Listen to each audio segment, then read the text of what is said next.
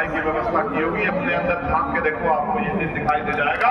मैं भी आपके परिवार से निकल के आया, इसलिए मैं कह रहा हूं, अगर मेरे पिताजी ना पढ़ाते तो आज ये चंद्रशेखर आजाद यहाँ खड़ा होकर आपके लिए बात नहीं रख रहा होता और देश की सबसे बड़ी पंचायत में आपके हितों के लिए पार्लियामेंट में आवाज नहीं उठा रहा होता। ये शिक्षा के कारण संभव हुआ है। मगर मैं शिक्षा का जिक्र क्यों कर रहा हूं, क्योंकि पिछले 5 साल में 18,727 स्कूल इन सरकारों ने बंद कर दिए।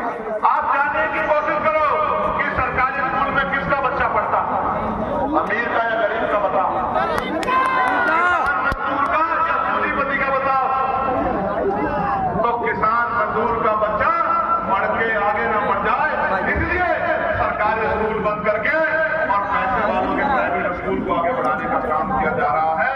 क्योंकि अगर शिक्षा प्राप्त करोगे, ज्ञान प्राप्त करोगे, तो आज नहीं तो 10 साल में ये गंदगी बेबसी लाचारी होगी, जो बेड़ियां हम लोग काट लोगे। क्योंकि कल अगर आप में से किसी का बच्चा डॉक्टर, इंजीनियर, IAS, IPS, वकील, जज, पत्रकार, चित्रकार, अगर किसी भी प्रोफेसर, इंजीनियर किसी भी पद पे गया तो अपनी मां को आंखों में आंसू नहीं आने देगा, उसको किसी के आगे हाथ नहीं फैलाने देगा, अपनी बहन की शादी में और किसी कार्यक्रम में किसी के आगे उधार देने की जरूरत नहीं पड़ेगी। बीमारी लाचारी में कर्ज लेके जमीन गिरवी रखनी पड़ेगी। इसलिए शिक्षा हथियार है जो आपको आगे बढ़ाती है। लेकिन ये सरकार, केंद्र और राज्य की सरकार इन स्कूलों को बंद करके हमारी तरक्की का रास्ता रोकने का काम कर रही है। आपको मुझे समझना पड़ेगा कि हमें इस शिक्षा को बचाना है और ये शिक्षा तब बचेगी जब संविधान बचेगा। मेरी बात को आप याद रखना। आप जानते हैं इस शिक्षा को बचाने के लिए हमने क्या प्रयास किए हैं और हमारे पास क्या योजनाएं, मैं आपको बताना चाहता हूं। बड़े गौर से सुनना।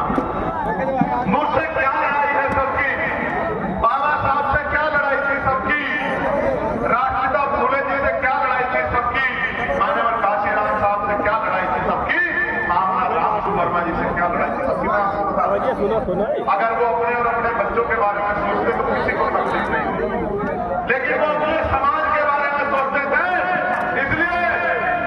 इसलिए उनसे नाराजगी है। इसी वजह से बाबा साहब अम्बेडकर के स्टैचू को आज भी सुरक्षा की जरूरत पड़ती है, उसको तोड़ दिया जाता है, फिर अपने स्टैचू से लड़ जाते हैं।